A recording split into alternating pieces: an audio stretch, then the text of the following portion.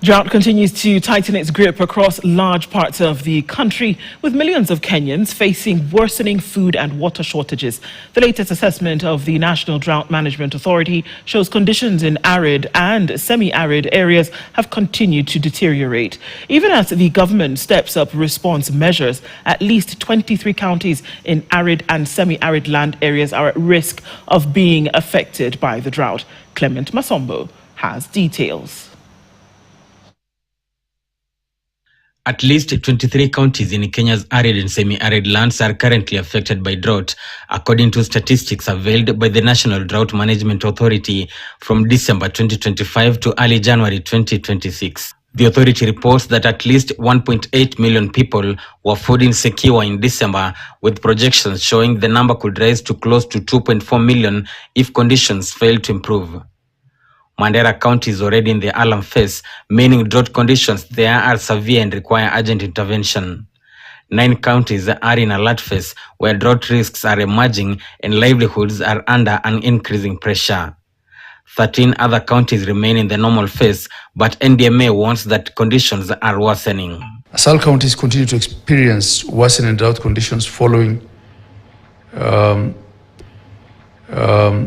consecutive seasons of below average rainfall.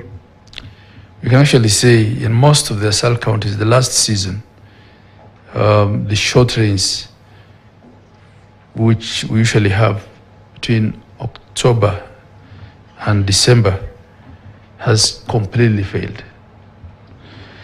The poor performance of the recent rainy season has resulted in an inadequate water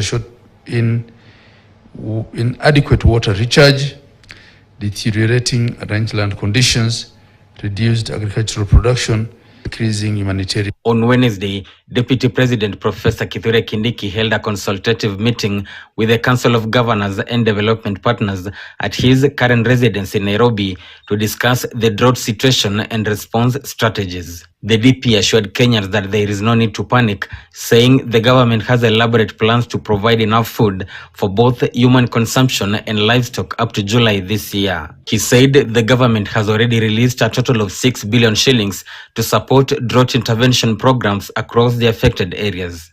2 weeks ago, actually last week, another 3.5 billion shillings was released to the Special Programs Department, bringing the contribution of the Kenyan government in the last 1 month or so on this issue to 6 billion Kenya shillings. But even with the government's assurances, the impact of drought is already being felt. Schools in some regions are closing down, while families are moving from their homes in search of water and pasture, which has become increasingly scarce. In Mandera County, the most affected, cross-border movements have been reported as groups of Somali nationals cross into Kenya in search of water and grazing land, further compounding pressure on local resources and forcing some Kenyan households to migrate. Clement Masombo, KTN. All right, from that conclusive report from Clement, we go to